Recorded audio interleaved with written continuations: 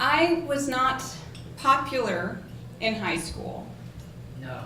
Thank you. I was waiting for that. I was hoping someone would be as shocked as, I can imagine you would be.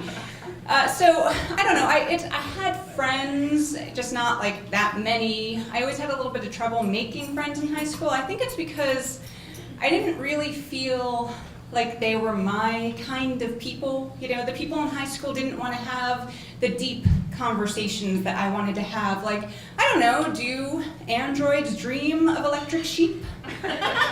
Are we all just a brain in a jar? And if we are, is that like a bad thing? Which is better, Watchmen or The Sandman? All right, cool, a couple fans here. So, I was eagerly awaiting the time when I could go off to college and find my people, the kind of people who would think that these were important questions to answer. And I knew I would find them when I got to NYU. I knew there would be nothing but nerdy intellectuals there. That's who goes to college, right? Everyone else goes off and gets a job.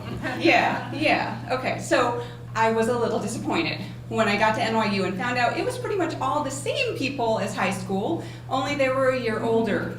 And now there was 80,000 of them. I was in a new city, and I had 4 years ahead of me of trying to make friends with these new people.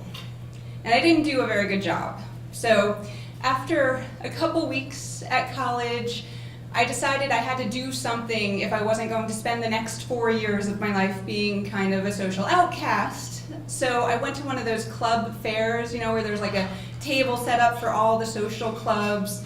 And I looked around trying to find the perfect club. I mean, frankly, I wasn't ethnic enough for some of them. I wasn't political enough for some of the others. I definitely was not athletic enough for some of them. And then I found the perfect club, the club that was going to set me on the right social path at NYU. I joined the science fiction club. Yes, I was very cool that way. Now, unfortunately, I had to work while I was at school, so I didn't get to go to all of the meetings. They had meetings, I think, once a week, and I had to work, every other Tuesday or something. So I only got to a couple meetings before the Sci-Fi Club's annual Halloween costume party. I hadn't gotten to know the people there very well. They hadn't gotten to know me, but it was important to me that they like me, and it was important to me that I find, this group of people and I impress them. So I thought really long and hard about what costume to wear. I had a few restraints. I was broke, so I couldn't go out and buy something awesome. I can't sew, so I wasn't going to make an awesome costume. And then it had to be a really cool, conceptual costume. So I thought about it and finally decided I would go dressed as Death. And no, I don't mean the black robe and the sickle. I am talking about Dream's older sister, Death, from the cult classic, The Sandman comic book. Now, I am way older than I look. So at the time, it wasn't a classic. This was when The Sandman was still coming out, and it was just this obscure cult comic book. So I thought it was pretty cool that I was going as this obscure reference Death. The other great thing about her is she was just kind of this London goth chick. She had black spiky hair, black tank top, black pants, black Doc Martens. I mean, that was in really any college kid's closet, right? So I didn't have to go out and buy anything other than the one thing I had to buy was she always wore an ankh. And if you don't get the irony there, it is so cool to me that Death wore the Egyptian symbol of life. So I bought an ankh, I bought some black hairspray, I did my hair up, and I headed off to the Sci-Fi Club's Halloween costume party, hoping to really impress them, hoping that they would really get me.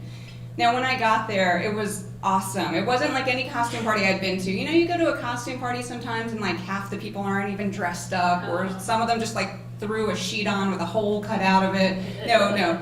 These people, they went all out. I mean, there was a C-3PO. The guy must have spent 9 hours making this out. He looked like 3PO. There was a warlock, which you have to be very precise. It's different from a wizard. It's a male witch, and he is specific about that. He was a warlock. And there was a Deckard. I know you guys are all thinking Deckard Cain from Diablo, but no, it was not him. It was Rick Deckard from Blade Runner, complete with like the broken fingers taped up. It was really cool.